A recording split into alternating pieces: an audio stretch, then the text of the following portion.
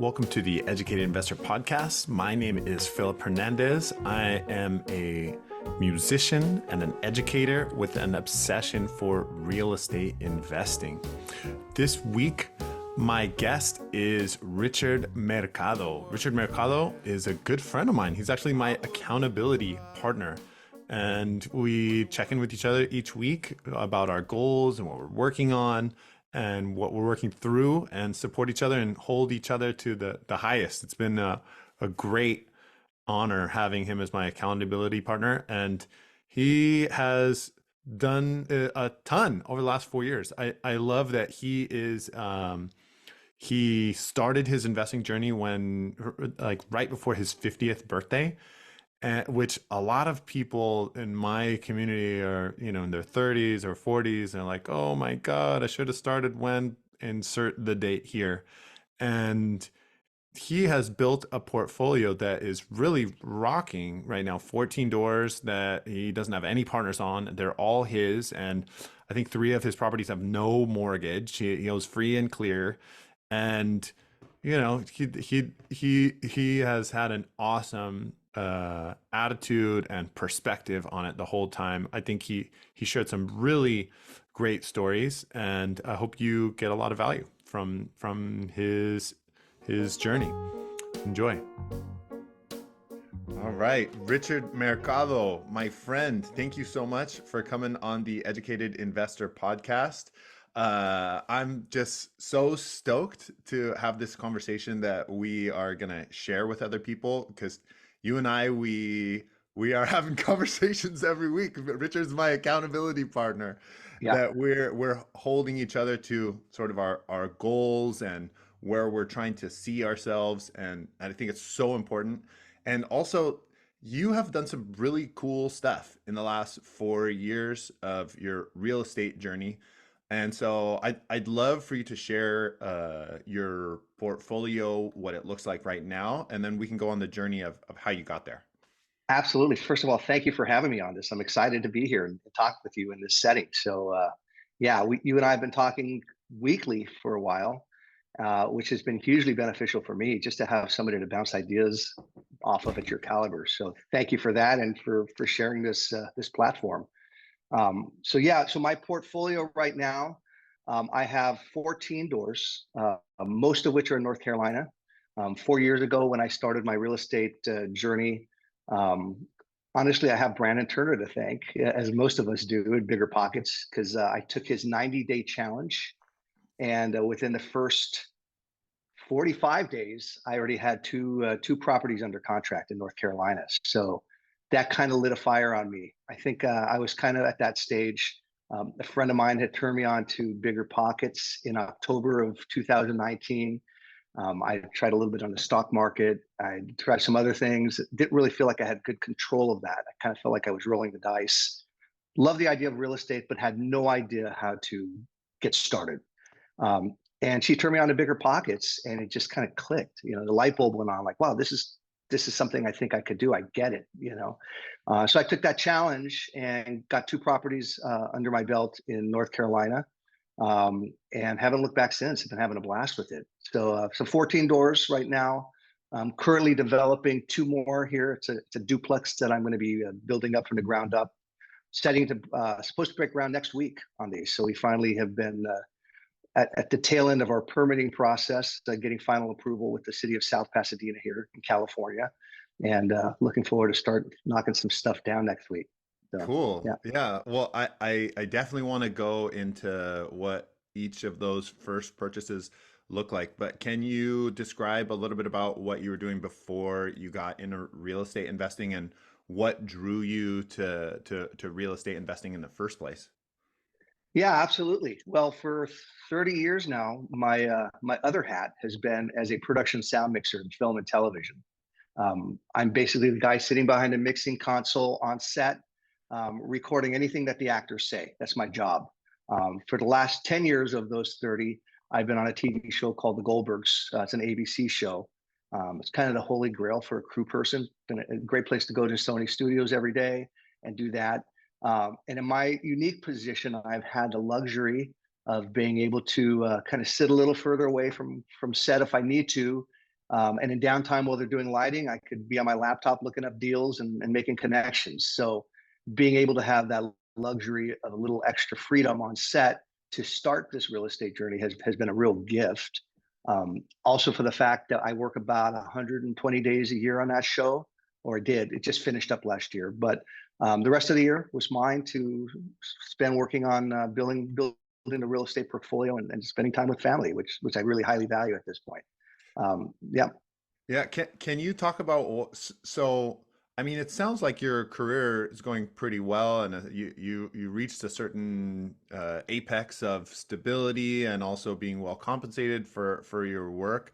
Uh, what even made you decide that this was something that was important for you to dedicate your time to? Yeah, well, I'm a bit of a late bloomer. About 5 years ago, I had a big why come into my life, and that was my kids. Mm. I got married at 49, and a month before my 50th birthday, I had a son who's 5 year old now. So if you do the math, I'm 55. And up until that point, I really didn't. I had no concern finances. I was fine. I was single, free. You know, um, my wife came into the equation. She's the one who actually pushed us to buy a house. I was kind of like I didn't want the responsibility and all that. So I've heard her credit for kind of tipping the scales toward that. And then when I had my son, I started doing the math, and I realized traditionally I'd be retiring at about age 65, right around the time that he'd be going into college if he decides to do that. And it was going to take a huge financial hit as far as that. I mean, I considered myself to be in a pretty good job. I mean, film and TV industry pays pretty well, and I had one of the better positions.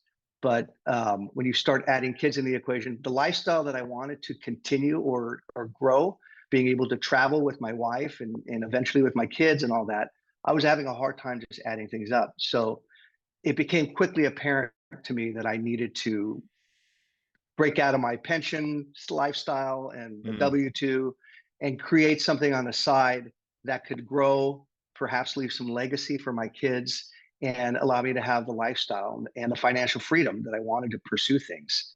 Um, as I mentioned, I tried a few other things before real estate kind of clicked for me, and it just made sense. And my wife got on board with it pretty immediately as well. She knew that real estate was a powerful vehicle. She didn't know much more than that. That's when I kind of just started devouring books and took the Brandon Turner Challenge and got into real estate. Why did So real yeah, estate make sense for you? Like compared to some of these other things, like there's so many different ways that people direct their energies from stocks to crypto to, I know people putting money in CDs, so, but yeah. like why real estate? I think control had part to do with it. Mm, At going into 50 and not feeling like I had 30, 40 years of W-2 potential work years ahead of me, hmm. I felt like I needed to do something a little bit more aggressive, but I also wanted to have control. And with stocks, I felt like unless I really had a passion for digging into the valuation of companies and understanding that, I really felt like I was rolling the dice, and Mm, I could do the long term play and bet on the big companies, S&P 500 to that thing, and probably do well over time. But at 50, I didn't feel like I had that time. So yeah, I felt like real estate was a vehicle that I really could control, and I love the idea of value add and increasing value and being able to pick my market. So I picked that estate, having control over certain factors that I thought would be, more within my understanding. Um, and at that point, when I started investing out of state, I thought we were at the top of the market. This was 4 years ago. Everybody was already talking about bust. That the, yeah. the the recession. Even 4 years ago, people were already talking about the recession.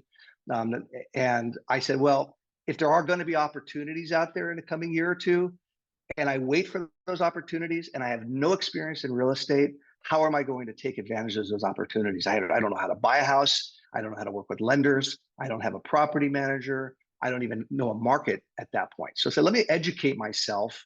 And I'm a strong advocate that the best way to educate yourself is by doing. Hmm. Certainly, you have to read and analyze and do all that, but taking action and getting out there and doing, you're going to learn way more than just what you can find in a book.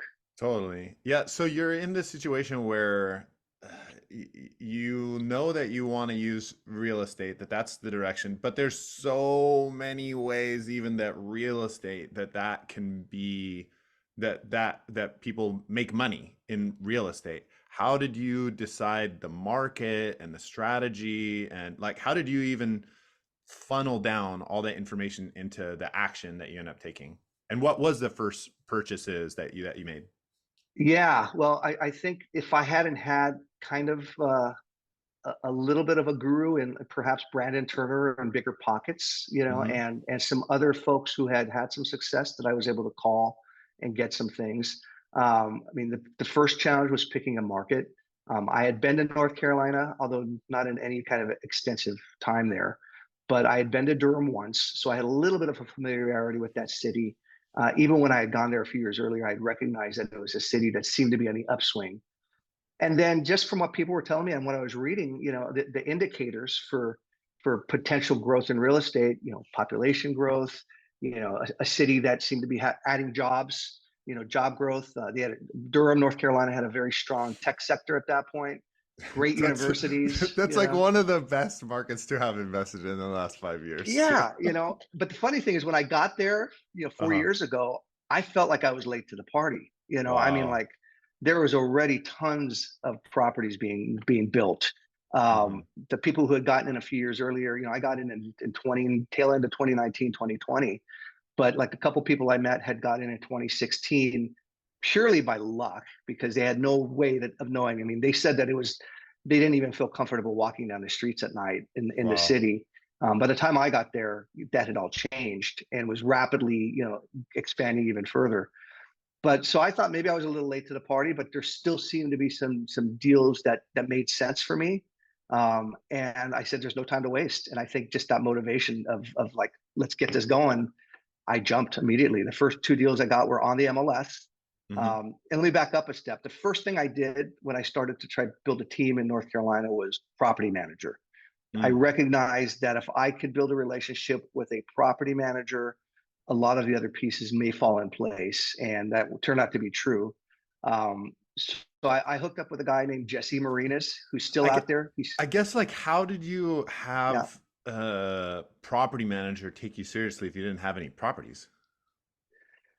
Well, I think he was just at that place where his company was growing. He didn't have a tremendous amount of clients. He Okay. had a lot of experience, so he was looking for clients. And Mm.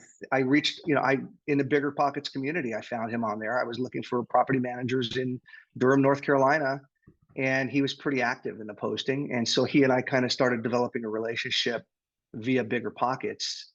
And then, I said, hey, if I find some interesting properties, would you mind, taking a look at them and just letting me know your thoughts? And he kindly enough did.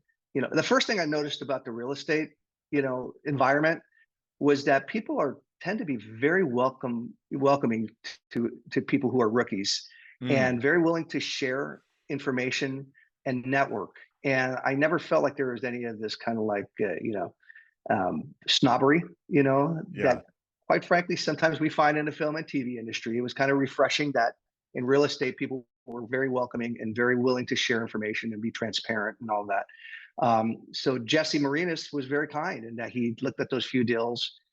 So when I actually got one under contract, the first person I met in North Carolina was Jesse, property manager. He showed up at the first property, which was a duplex, with his contractor. And Oh so wow. immediately we were able to look at the project. He knew I had it under contract, so he knew that time was of the essence. Contractor looked it over. Jesse looked it over. Funny enough, the other reason why I have a vote of confidence for Jesse is because he told me not to buy this property. I did Oh anyways wow. Oh because wow. it was in a flood zone. So Oh, you've told me about this property. That was your yeah, first that was the purchase? first one. Yeah.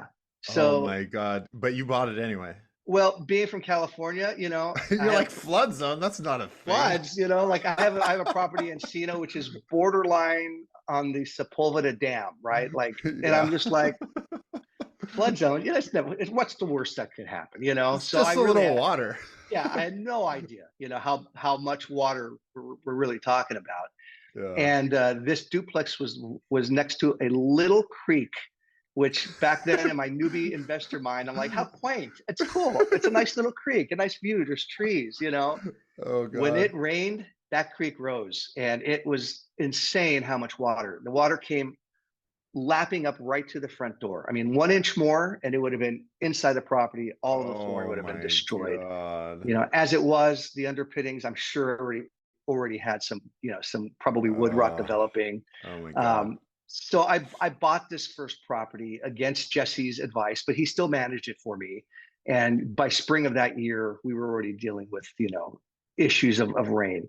Um, Ultimately for that one, um, and if you're interested in the numbers, I could go over that real quick since we're kind of on the topic. But if you want to Sure. dig Yeah, deeper, go for yeah. it. Yeah. What was the So purchase so price, rehab, and after repair value, all that kind of yeah, stuff? so because this was my first venture into real estate, and it's an interesting story, I'll kind of dig in a little deeper. But it was a purchase price of 136K, and I ended up putting over about the year that I had it, probably about 20 grand of rehab into it. It already had one tenant in one side in Unit A. Unit B was vacant, and they had just remodeled it, so it looked good.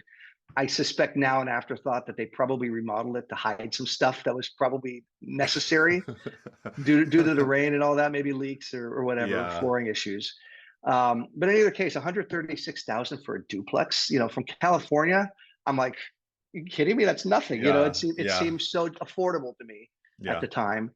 Um, and funny enough, 4 months into that property, Jesse was already kind of like, Rich, I might need to bail on you as a property manager because he was just getting so many issues with Wow. with the flooding. So I was already thinking exit 4 months in. Wow. Um, Nature did me a favor because of the amount of groundwater in that property. It technically didn't flood, but what happened was two 100-foot trees got uprooted just because the soil was so moist. And one tree hit the other tree, and they both pummeled the property, literally split the thing in half. Oh So my we've dubbed it God. our accidental treehouse because it ended up being a Oh my treehouse. God. Our tenant was in the kitchen at the time cooking, and Oh my it scared the God. living daylights out of her. Luckily, nobody was hurt. Yeah. But so I got a call that morning with pictures of the property, and of course, I nearly fell out of the bed, because Oh they're three my hours ahead God. there. And first thing I did was call the insurance company and find out if it was covered, and thankfully it was. So Yeah. didn't even have to use the flood insurance; it was covered under my primary insurance because it wasn't technically a flood issue; it was an act of God. And long story short, it took a year for the insurance company to finally consider it a total loss. We had to get contractors involved. The insurance company paid me loss of rents for a year before they finally decided to consider it a loss. This is right at the beginning of COVID, so Wow. insurance adjusters were not coming out there in person anymore. They would fly a drone over or do some crazy stuff, or Wow. so that slowed down the process of the adjuster, finalizing the claim. And at the end of it, I was made whole by the insurance company. Still had this property that was destroyed, not knowing what to do with it. I didn't think I'd get more than maybe $5,000 or $10,000 just for the value of the land, because in my mind, anybody who bought this property was going to have to destroy it and Yeah. rebuild. Yeah. Um, but little did I expect that I started getting tons of calls from wholesalers and brokers trying to buy this property off of me, and I ended up selling it for $95,000. This Oh, destroyed piece of property, mainly because that area was so much in the upswing that they recognized a smart contractor came in and realized they didn't need to level the property. They were able to fix it, turned it around. They didn't have to deal with insurance companies like I did, and so it was a win-win in the end. But how much, so how much did you get, how much did you get from insurance? And how so much? the replacement cost estimator was 160,000 for the property, plus another 10,000 on top of that for tree removal, which obviously that was a big part of it. So they paid me up to the 160,000, which Wow. covered my costs, That was like everything. It was everything that you put into it. pretty much break even with maybe a little bit more.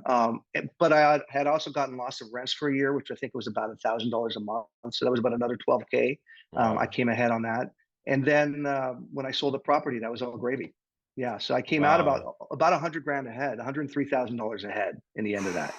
So Yeah, I mean, like at the yeah. in hindsight, like at the end of that with the insurance claim and being made whole and then selling for the land value, like it seems like, oh yeah, that sounds really nice. Like, oh wow, great, you know.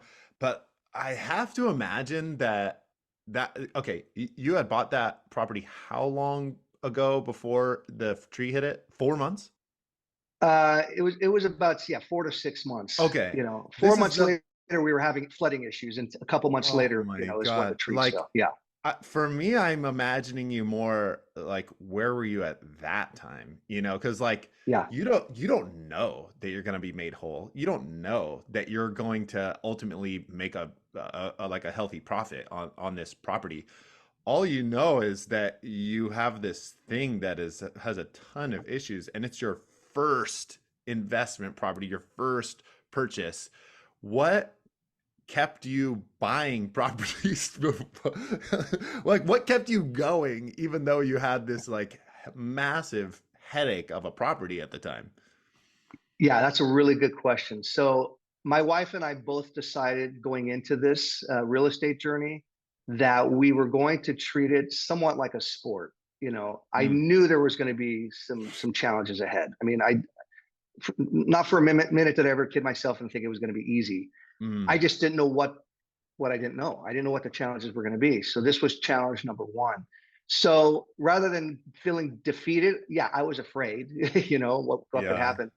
I started looking at what are the potential opportunities that could come out of this. Wow. I knew I had insurance. I didn't at the time. I didn't think they were going to make me whole. They were going to pay me to basically rebuild. And then so I found a great contractor, Philip Kennedy with Kennedy Contracting, and we walked through a lot of options. We thought about rebuilding it, maybe even into a quad. We thought about extending the back of the property. We started looking at the costs involved with that. Did this make sense? How much was it going to increase the rents? The problem was that at the beginning of COVID, there was two things that happened. Once, it was getting harder and harder to find the labor, and two, prices of materials were restarting to skyrocket at that point. Hmm. So as much as things kind of penciled out at the beginning, month after month, we just realized it was going to be really, really cost prohibitive. And eventually, when this property was just so destroyed, it got to a point where the insurance wasn't giving us a check. It was going to take more work to get up and running because of the nature of the roof being open. We had tarps on it, but it was like water coming in there. Oh There my was God. mildew, and little yellow flowers were Oh already my starting to grow inside oh the my house. God. So, when we had to reassess 6 months later, my contract was like, what we talked about 6 months ago is not the same as now. Cost of materials are higher, and there's going to be more work needed just because this Yeah. property's been dormant. So, I just walked through every step of the process. I remember being on set, and every time I had a break, being outside on the phone with the contractor, with the adjuster, trying to figure out my next play here. Ultimately, I was given the gift by the contractor, him saying, "Hey, Rich, I can't do it for what we originally discussed. I don't want to leave you high and dry. I think you need to go back to the adjuster and bid for them to consider it a total loss. Wow. I will give you a new estimate to basically, establish, that the cost is going to exceed, the value of this property."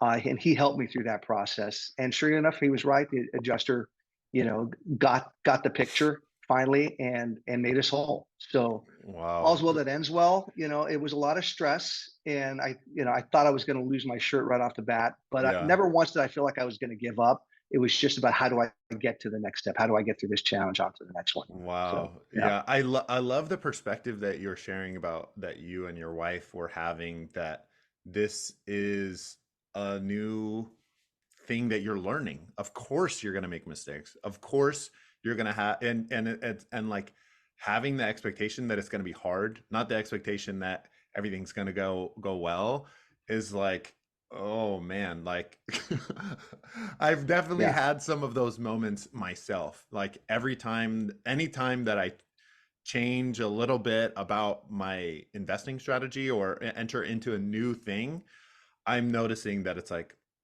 of course there's going to be things that happen that you aren't able to perceive beforehand, like yeah, that's what learning is called. Like that's why it's so important to not jump around too much with investing strategy or with markets or any of these mhm, kind of things, because there's always things like that, and if you're a more seasoned investor, if you're changing markets or changing strategies, you can mitigate a lot of that kind of stuff because things carry over.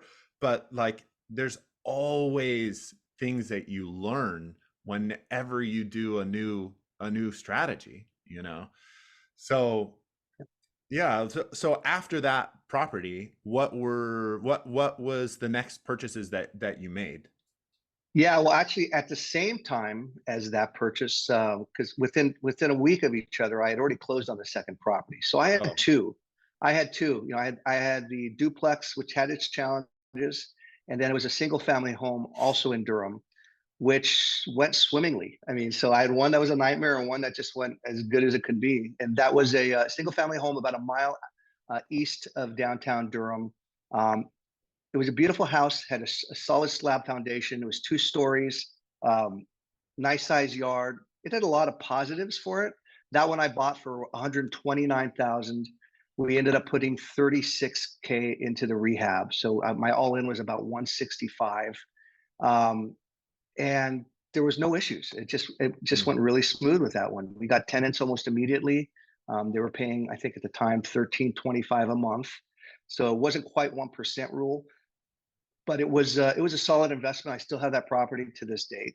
So that also gave me a little vote of confidence, mm. like there's going to be some winners and some losers, you Totally. know.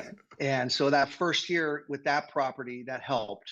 Um, Property number three, which I jumped on a month after that. I mean, I was ready to go. Once I kind Yeah. of figured this out, I um, my property manager Jesse, he was also a broker, so he found the third property. It was a quad in Burlington, North Carolina, a little further west. I felt strong about that area because Durham, we could already see the writing on the wall that we're starting to get outpriced in Durham. Because as I Hmm. mentioned, I felt like I was late to the party there. Yeah. I was lucky to get those two properties, but number three was already starting to become hard to come by. Burlington was in the path of progress, between like Greensboro and Durham, still in the triangle. So it had a lot of merit, a lot of potential, and it was a 4 unit that I bought for 110,000, and we put 100 grand into work. So it was 25K per door, completely down to the studs, new electrical, new plumbing, you name it, roof, everything, floors. We did it all on those. And I was excited because I wanted to do that. I wanted to take that next leap as far as, rehab, to see, what's involved in really taking it down, all the way to the studs and rebuilding that property. The challenge with that one, all the numbers were great. I mean, it penciled in.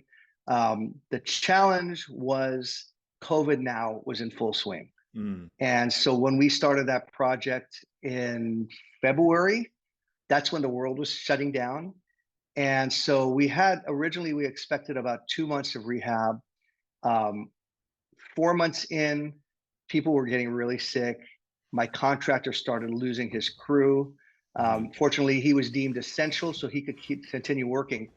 But we limped across the finish line getting that rehab done with literally him and his electrician was all that was left of his original crew. Everybody else was sick with COVID, Wow. and he would bring in help however he could. And supplies were limited, so we had to get creative on some of the windows and all that. And so we finished that one, I want to say, in June of 2020. And you had Um, started it when? we had started it. I purchased that property January 27th was when I closed on that one, 2020.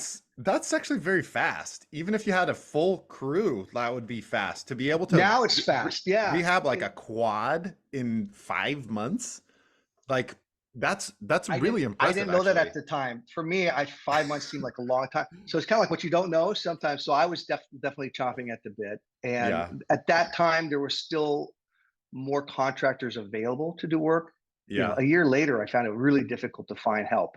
But at Mm. that point, we were still in that point where there was still people who were looking for work. Right before You that know, crazy that upswing. crazy time where materials Yeah. went up and Yeah. labor shortages and all that thing. So I was very lucky with the timing of I, getting I in. Yeah. I guess like what gave you the confidence to do a 100K rehab out of state on your third property? Like, not even your third property. Like, is this your third month buying real estate? You take on a 100K rehab? Is that accurate? Yeah, yeah. I mean, the first prop. So Wow. I started listening to Bigger Pockets in October of 2019. I took that Brandon Turner 90-day challenge. I got my first property under contract December 27th of that year. January 2nd was the second one, the single family home. And I think it was January 27th when I closed on that third one. So yeah, literally within a month, 30 days of each other from the first deal to the third, I Wow. closed. So I was Wow. very quickly. So that's when I started learning things like debt to income ratio and all that. Because when you, Because they were I starting had to, some the financing capital. started to get harder. Yeah, I had some capital, and I definitely used a conventional loan on the first property. The Yeah. second one, DTI became an issue immediately because my lender was like, your debt to income ratio on two loans within a month of each other is going to be a hard pill to swallow. We think we can make it work, but it was creating extra hurdles. I ended up Wow. buying that second one cash, Where and where then did the you third where did one. you get the cash for yeah, where is So the funding yeah, coming from for these first purchases? so it was a combination of I had saved up about 100K in my savings account, Okay. which I knew was kind of earmarked for investing. And then my primary residence really kicked everything off. I had a property in Encino, which I still have today. That was our primary residence. I had bought that in 2014. And by Okay. 2020, it had appreciated enough that we were able to refi it and pull, I think at the time was about 150K out of it. That was before the market just completely took off. But still, Yeah. having, 6 years of appreciation was enough to have 150 grand. So I had about 250K, total, which is not nothing. It was enough to kind of get going. So I was able to buy that, first property conventional, put 20% down. So I had to put, I think it was 25% down as a rental property. So I put, 136K property. I put about close to 40 grand, 38 to 40 grand down. Was able to go cash on the second one to get around my DTI. But by property number three, that's when it was catching up to me. And Wow, so at that point, even with the second property, you didn't have any loan on it, and it was still an issue. I had a loan on the first property, but not the second property. Wow. So the first property's loan, because they were so close, and I had not established any income yet from these properties. Okay. By That's the issue. property number three, it was catching up to me. So it was a timing thing. There was just not enough time to get all the conventional paperwork in order to close on property number three.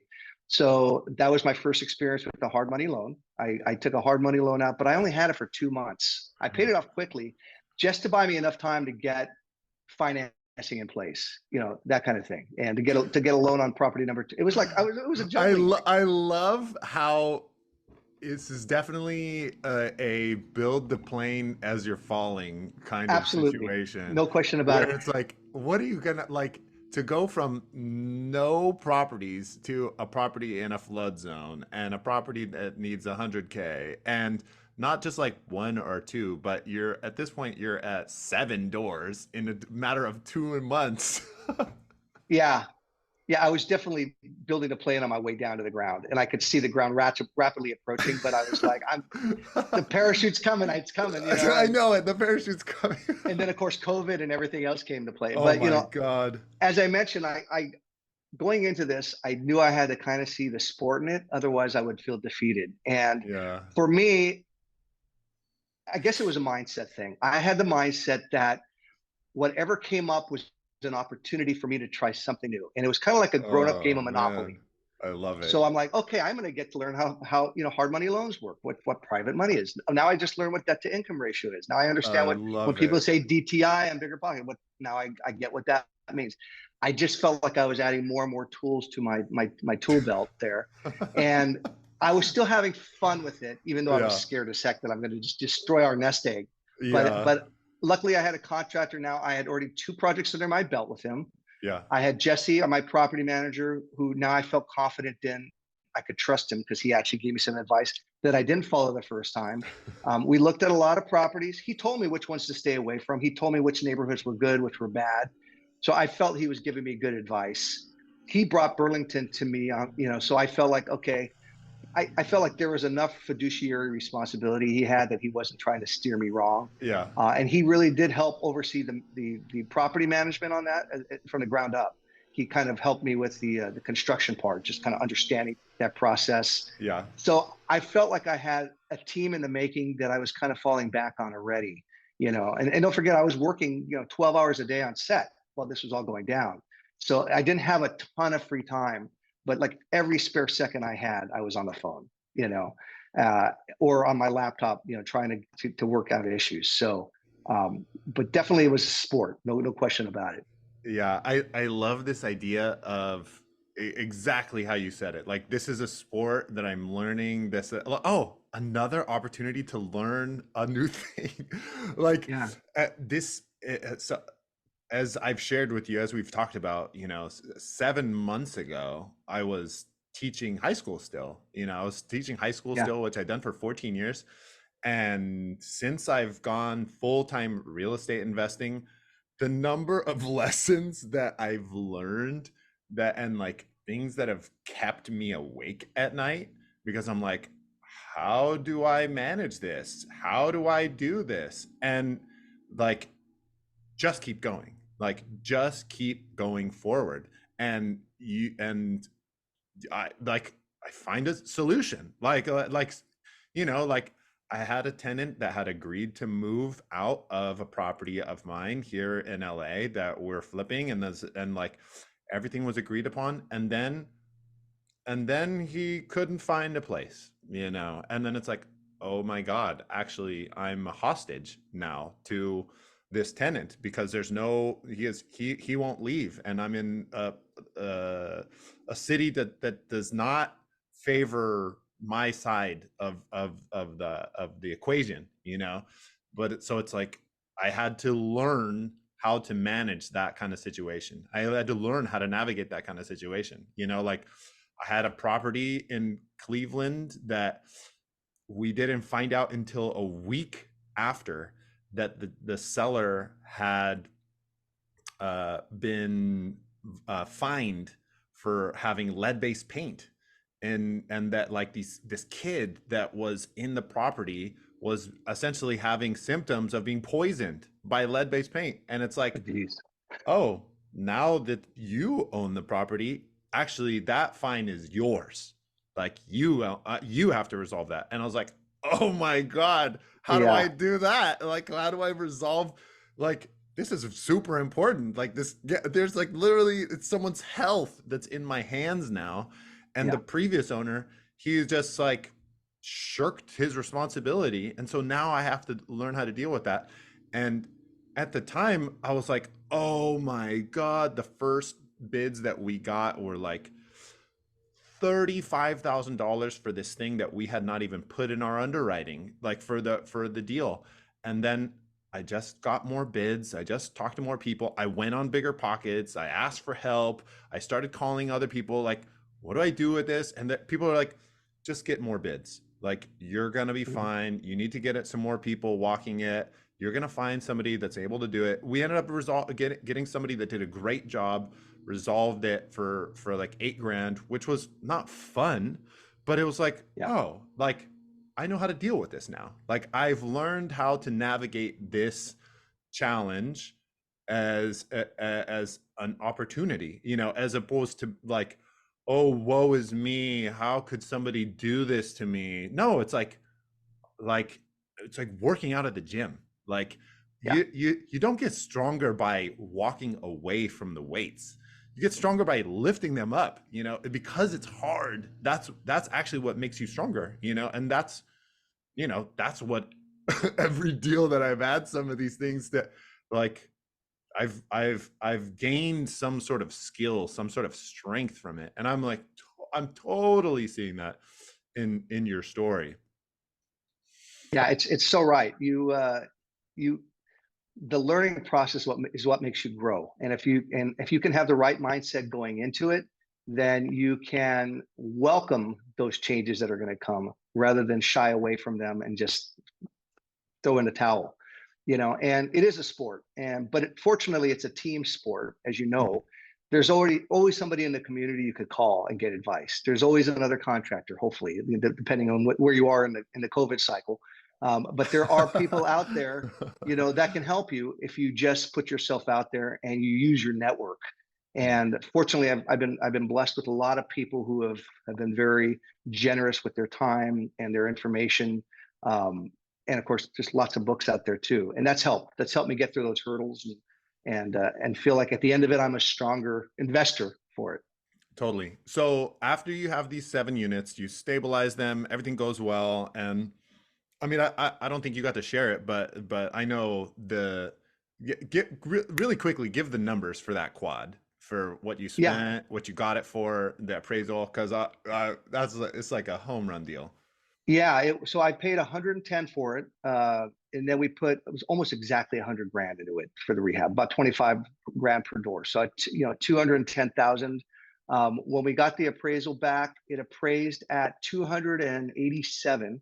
Mm, So I want to say it was pretty close to a perfect burr. I mean, I really got just about all my money back on that, and maybe a little bit more. So once again, that was like wind beneath my sails, man. That was like, wow, this works. I had proof in concept now because this was the first one that like kind of got all my money back. And we had one tenant in there when I bought the property who wanted to stay. So we relocated them into one of the newer units. And then I think at that point our rents were about 600 per door after we did the rehab. Now they're at 850 per door. So there's been an increase, definitely in the NOI, the net operating income for that property. And we still have it. So it's still working for us. So that one definitely was a home run. I've been trying to repeat that. It's a little harder to come by now, but and that's a great area, the Burlington area, but it's been harder to find those properties. So I kept working myself west. After that property, then I moved on to Winston-Salem. An inspector that was looking at another property for me, I passed on the property. It had too much termite damage, but he had suggested me purchasing a home from his mother, an elderly woman who was looking to get out of her property. She had a tenant in there. So my next investment was a $60,000 single family, 2-bedroom, 1-bath home in Winston-Salem, North Carolina, a little further west of Burlington. And that one I kind of sat on for a couple of years. I had a tenant in place. She was paying 600 a month. The property was 60,000. So it was like 1% rule without me doing yeah, anything. yeah. And I'm like, well, I've spent enough capital as it is. Let me just sit on that one. And when the tenants, assuming the tenant keeps paying her rent, I'll wait on that one until she's ready to locate. That one took a couple of years before she actually moved out. Um, and that one had its challenge because by the time she moved out, we started the rehab. There were no more contractors. Mm, So I was running into that issue. So we took a couple months of just like property managers trying to find contractors. I finally found a contractor I felt really good about who promised he'd be done with the rehab. It was supposed to be about a 30K rehab. He said he'd be done in 6 weeks. Didn't happen. It took 8 months. oh my So God. 8 months on that one. And it was like he did add a lot of value on top of what he promised. Of course, what started out to be 30 grand ended up being 75. Oh my God. And what started to be 6 weeks took 8 months. Oh my God. So my all in for Nightmare. that property, yeah, it was a bit of a nightmare. I all in was at about 140 for that one. Oh man. And we did find a tenant at that point for 1250. So it was a little less than 1% rule. But over the next couple of years, we've managed to get the rents up. So now the rents are at 1450. So we're right around 1% rule now if you kind of look in hindsight. What did it appraise for? Or did you Oh, refinance so it or? yeah, so it appraised for 160. So Okay. more than I put into it. So it wasn't a Yeah. complete loss. Of course, I had to leave money in the deal. But it moved up. And right now it's worth probably about 192, somewhere in that Wow. ballpark. Okay. So it's worth keeping. It wasn't a home run, but it was kind of a base hit, but that's Yeah, okay. yeah, yeah. I didn't lose my shirt, and we did a ton of work on it, so it's stable. The tenants are happy. Rents have increased in that area tremendously. So right now we're getting 1450 for it, and I think it's a little under market value, but I want to keep the tenants happy. So there's room to grow. So Nice. yeah, And so then that one's been steady. Yeah. that's great. And then so you do have another multifamily property, right? Is that I accurate? have no, everything else I have. The only other multifamily I have is my primary residence right now, which is a duplex. Okay. So Can everything you else is single families. Yeah. can you talk about some of the maybe differences or learnings that you've had versus investing out of state versus, you're in So you live in South Pasadena, which is a very desirable area, and a very expensive area in LA. Yeah, can you talk about navigating that? Because you're kind of in the middle actually of doing new construction right now at your Yeah, primary. yeah, it's been interesting. California versus North Carolina, a couple big differences. One is North Carolina is very landlord friendly. Hmm. So that made it easy, especially in markets. I have some other properties in North Carolina that are a little bit more challenged areas, Yeah, higher turnover rates and that kind yeah, of thing. And being landlord friendly, it makes it easier when you need to evict. If somebody's just not paying their rent or destroying your property, you can fairly easily get them out. The yeah, laws kind of support the landlord. In yeah. California, as you know, there's rent control. Tenants have a lot of rights here, maybe for good reason, but they do have a lot of rights. So you really have to vet your tenants here. You've got to be really super careful and make sure that you've got somebody that you feel very confident about, because you're probably going to be with that tenant for a while. And if you mess up, they have all the rights. So it kind Yeah. of ups the stakes a little bit as an owner. So yeah, so the reason I decided to kind of set my sights back on California was I like the stability of this market, and it's my backyard. It's where I live. So having, tremendous cash flow in North Carolina and been fortunate enough to have appreciation, but there's been no guarantee of that. California in the long term is a good appreciation move. And the properties I have now, I don't ever plan on selling them. I think they're long term buy and holds. Hmm. So the first time I did my primary residence before was in Encino. That was a house that we bought for $600,000 in 2014. And we were right on the cusp of deciding whether to sell that one or keep it. Um, and we got very fortunate. It came in with a high appraisal at 1.2 million, Oh man. 7.5 years later. Yeah, So it doubled. It doubled in yeah, 7.5 years. And that allowed us to be able to refinance that and get a pretty good chunk of change out of it, and make the next move and hold on to that one. If I had sold it, maybe I would have gotten 1.2, maybe I would have gotten a million. I would have had closing costs and all of that. And I would have lost that potential. But we were just at the point of being cash flow positive on that one, and maybe a couple $100 ahead a month. And I'm like, if I can stay cash flow positive where it's not a drain on my finances, I'm going to hold on. And holding on in California to a property that's even slightly cash flow positive on a long-term rental, I felt like it was a win. totally. So that one was kind of no brainer. We kept it there. Our primary residence now in California is actually a duplex. It's interesting because my wife and I were looking for a property to relocate our family to. When my son was turning 3, we knew that we were getting into school age. She wanted to go to private school, and as an investor, I said, I am not going to put the money into a private school. We're going to find a really nice house in a great school district, and I'm going to put the money into an investment Oh, I in the love it. property. I love it. Education is important, but I just cannot see myself throwing that money away towards a private school. Yeah. So we knew that South Pasadena was a good fit for us. And the fact that there was no inventory here, everybody was thinking the same way. They all wanted to be here for their kids. Hmm. So when we came across this duplex, my wife actually found it. We walked in just kind of on a fluke. We said, let's just take a look. And we discovered it had an adjoining door between the two units. So that has allowed us to treat it like a primary residence. It's a little funky because it's got two kitchens, and I turned one into an office space. So Um, you don't rent out the other side of the duplex? we don't. We actually did for a month just to get it on paper because that helped us with our debt to The income DTI ratio and game, making the yeah. move. Yeah, the Yeah. DTI game. But we've made it work as our primary residence. If we need to, that's the other thing with real estate. Unlike stocks, you get in trouble, you can move into your house. You can't move into your stocks. You know what I mean? So just knowing that if we had some financial issues, especially in this wacky industry of film and television, Yeah. we could always rent out one side and move into the other. So it was always a move that we had options, and I liked having some options. Hmm. The added advantage of it being a duplex is now we are able to build not one but two ADUs in our backyard. So hence the project we're about to embark on next week. We're going to build two ADUs, create some income for this property, which will really severely help to offset this hefty mortgage here.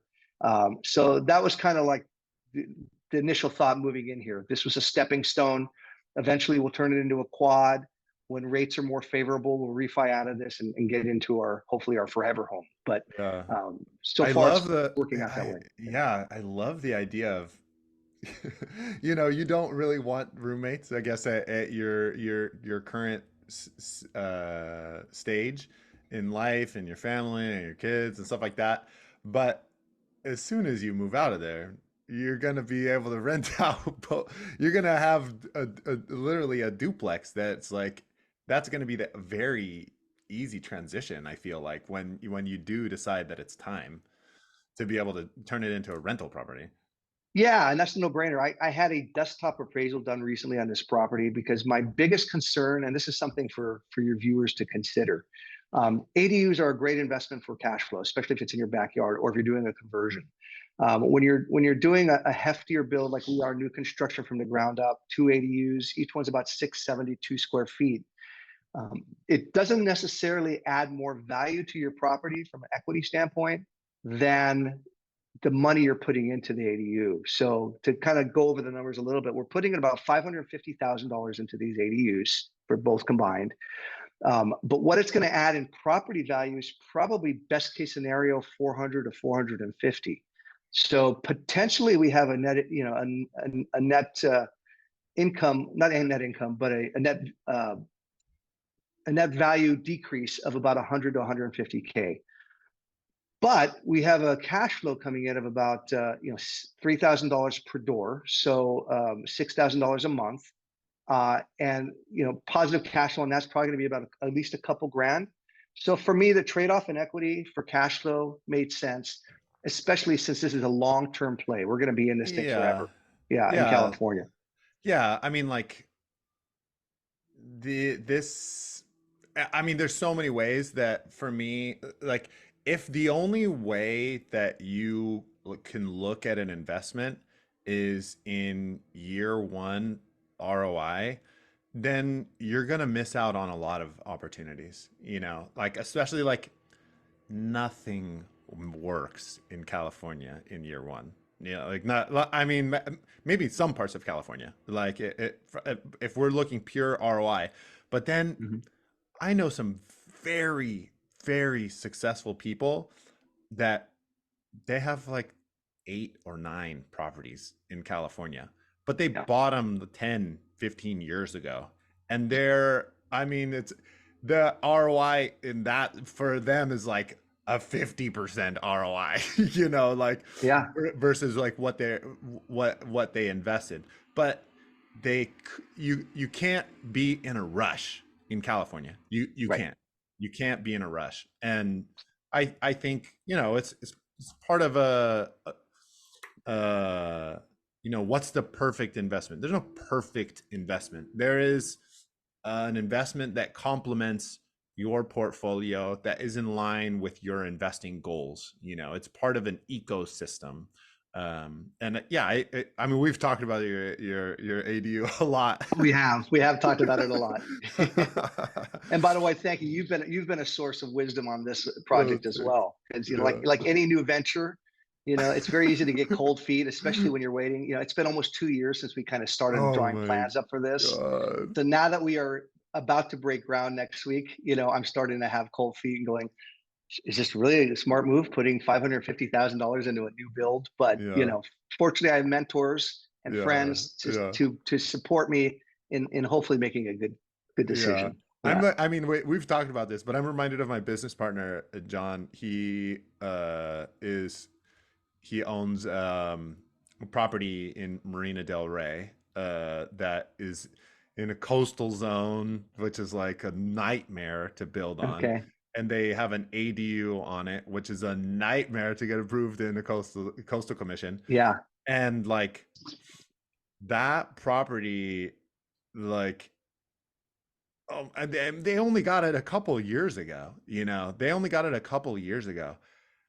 Oh my God! If they were like, all right, let's sell. They will all double their money. Yeah. Like and it's cash flowing $1,000 a month. This one property that they have in a great area that is totally supply constrained. Okay, the caveat is they have a lot of money stuck in the deal still. They have a lot of Mhm. money stuck in the deal still, and they really had to be patient. They really had to be patient. They had to be okay, each of them living like 100 grand in that deal. And there's that area is only going to get better. Like Yeah. they're not making more beach. Like they're not making like all of these coastal cities are have extremely challenging rules for development for good reason, you know. and and just like South Pass, they're not, South Pasadena, any sort of buildable area is extremely limited. That like the amount of inventory, the amount of space, like it's surrounded by people that are like, we don't want any aspect of this city to change. And so if you want something to change, it's got to be very there. It's very controlled, and that if you are the person that owns the property, it only helps you in the long run. It only makes what you have and what you build more valuable, so I think it's going to be a great decision, but Yeah, you're you're right. the The one the that is bear putting up the money though, like I'm well, just yeah, talking. but you're right. The barrier to entry to get into, build a property in this city is pretty high. It's a long permitting process. It's a small community and a big community. It's a very desirable neighborhood. But those are the things that will help your values sustain themselves over time, for sure. And for me, cash flow, I am my immediate target is financial freedom, and Mhm. I'm well on my way towards that. I think, but my goal is by the end of 2024 to be there, and I think we're on track for that. So cash flow is king for me, but really the power of cash flow is not necessarily replacing your income. That's part of it, but it buys time. That's really the value of it. Hmm. And in a place like California, if you could even just come out very subtly cash flow ahead, the real value is in allowing you not to take a hit in your finances. If you're cash flow positive even a little bit, it buys you time for that appreciation to really kick Hmm. in. And that's why I'm doing California. It's really about that long-term growth appreciation. North Carolina really is more about the cash flow. That's really the priority over there. Appreciation's gravy. And I love the idea of diversifying my portfolio, on two coasts and very different types of markets where one kind of supports the other. And hopefully it's a little bit of a balancing act where I can kind of get the best of both. So it's kind of a hybrid approach to my portfolio in a Love it. sense. Love it. Awesome. Man, Richard, this has been such a pleasure. I just love our calls anyway, but just it's been so great to speak in this way and be able to share out your story. I'd love to ask you some quick fire questions just to finish this off. Sure. And then yeah. So, all right, first question. What is your favorite way to give back to your community? My favorite way is whenever I see somebody on Bigger Pockets or at a meetup and they have questions about what to do next in their journey. And if I have any experience in that area, I love talking real estate first and foremost. But if I can help somebody to maybe take that next step or maybe get over that fear or that hurdle, that's an opportunity for me to give back because I had so many people who've mentored me and been a source of great information to me. So if I could give back by educating first and foremost, and helping out if it needs to take another step and they want me to look at their deal or whatever, I'm happy to offer my input. So that's a biggie for me. Awesome. And what advice would you give to a newer investor for, what advice would you give them? Take action. Hmm. Certainly do your homework, read. There's tons of content out there on YouTube, Bigger Pockets, but take action. You're never really going to truly learn until you're doing it. For me, that has been my best lesson is taking that first property, knowing that there's going to be challenges, but just going in and just taking the next step bit by bit as it comes up and reaching out to your network if you need help. That's work for me. Love it. And then what do you do when you're not investing and you're not at work on set? Yeah, well, with two young kids, a 5-year-old and a 1.5, most of my free time is spent in some way either changing diapers or going on bike rides with my 5-year-old. So I'm really enjoying, being a little bit of an older dad, but having a little freedom right now to spend time with the family. So that's a big part of it. And then I also dabble in music. I play a little piano. You and I were talking about this before, so whether it's listening music or playing on a piano or something to kind of get those creative juices flowing, I love to do that as well. Cool. And yeah, where can folks reach out to you if they want to connect to you? What's the best way for them Yeah, to connect with you? I'm easy to find on Bigger Pockets, either under my name, Richard Mercado, or under my company, Happy Investors LLC. I'm also on Instagram, Happy Investors LLC, and Facebook, Happy Investors LLC. So, or feel free to send me an email, rich@happyinvestorsllc.com. Pretty easy to get a hold of. I like that name of that. Man, I should have taken that. That's great. Happy Well, Investors that LLC. goes hand in hand in my wife and I, our original view that we would always treat real estate as a game or sport first and foremost, and try to go in this with an open mind and a smile on our faces. It doesn't always work, but it's a good place to start, at least.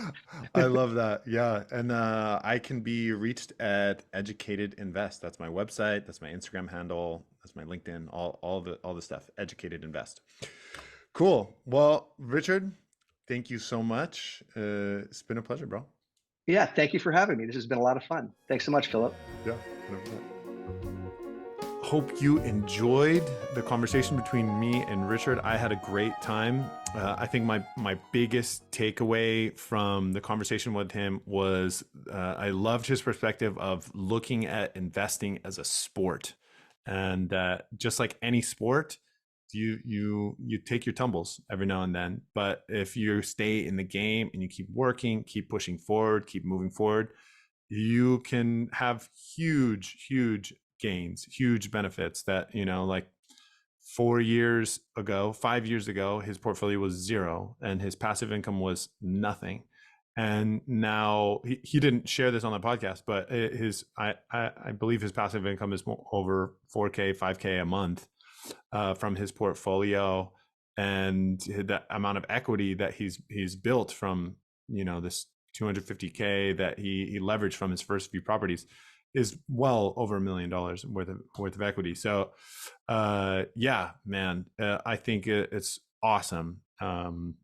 If you stay in the game and you keep playing, you end up learning a thing or two, especially if you look at these kind of things as opportunities. Hope you had a good listen, and yeah, please like, subscribe, share, and look forward to seeing you on the next one. Kept myself held down so long, I lost the key. Say, who stops you from your dreams? I know that it's just me. Oh, I can't live this way and feel this way, but my friend, we've all got bills to pay. Oh, I can't live